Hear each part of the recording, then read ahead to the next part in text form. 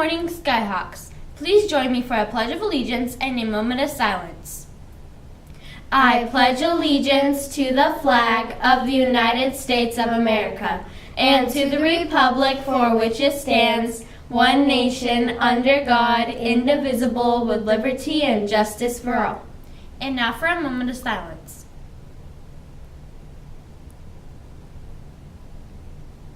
And now for the SOAR pledge. I'll be a person who is safe, organized, accountable, and respectful every day. Skyhawk SOAR. Hello, I'm Maya, and this is SVTV News 6. Today is Monday, Day 4. In this week's highlights, math mystery, sports news, assemblies, and cyberbullying prevention tips. Miss Colgan's reading tips. Good readers stop to think about what they have just read. Is this making sense? What's going on here? What have I learned? Do I need to reread? How do I say this word? It's okay if you don't get the meaning of the book the first time. The key is to never give up. If you are not busy after school today at 4:30, come watch the Skyview basketball and softball teams play Cheyenne.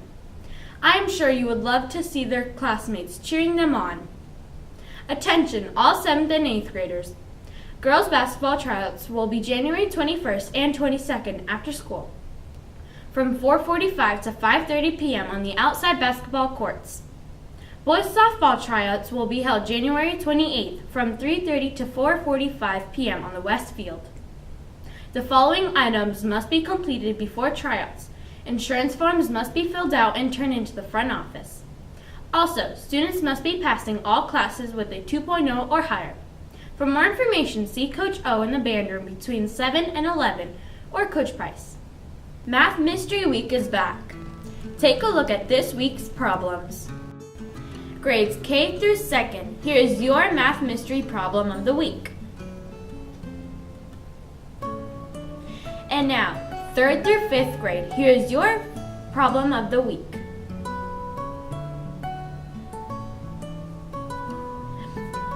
And last but not least, 6th through 8th grade, here is your Math Problem of the Week.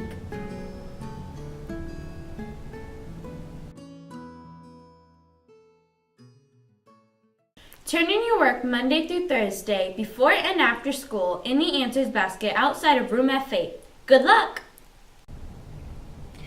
Students, get ready to cheer on your teachers. This week's SOAR Pick of the Week is Mrs. Thomas. Congratulations, Mrs. Thomas, and thank you for being an important part of Skyview. The cafeteria is cooking up some tasty lunch. On the menu today we have pretzel melt, hamburger, turkey combo sub. Your side dishes will be tater tots and fruit. It's Pencil Day. Students, help support our outdoor ed by purchasing these sweet scented pencils. There are just so many choices to choose from. You can buy yours for just $1 each after school today. Today is vacuuming day. Students, that means that everything is up off the floor, including your chairs. Let's do our part to help keep our classrooms clean. We will now take a look at the 3-day forecast in our area.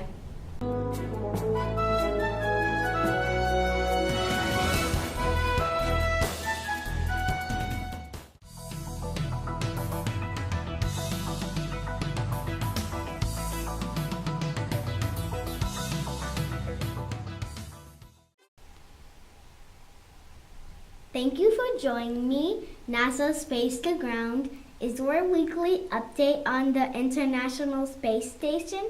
They are really bugging out this week. Let's take a closer look. Houston Station on Space to Ground. Welcome to Space to Ground, your weekly look at what's happening on board the International Space Station. I'm Amika Cowder. It's the first full week of 2015 for the station crew, and they're already set for their first delivery of the year. SpaceX's Dragon is set to be the first cargo vehicle to fly to the station in the new year, with the next launch attempt for January 10th. Dragon will deliver over 5,000 pounds of supplies and new scientific payloads to the Expedition 42 crew. A January 6th liftoff was postponed when a component of the Falcon 9 rocket's second stage failed to perform as expected. For the latest updates and to follow along, visit nasa.gov/SpaceX. And making the trip aboard Dragon will be the newest group of insect residents for study in microgravity. The common fruit fly is an important animal model for studying the human immune system, perfect for studying some of the biological effects of spaceflight. With the new fruit fly lab, scientists will be studying how the immune system changes and adapts to some microbes that can become more virulent in space. This week, Brian Rogers wants to know how long the station was designed to remain in space. The good news is, quite a long time. The station is made up of a lot of different hardware, so the timeline varies.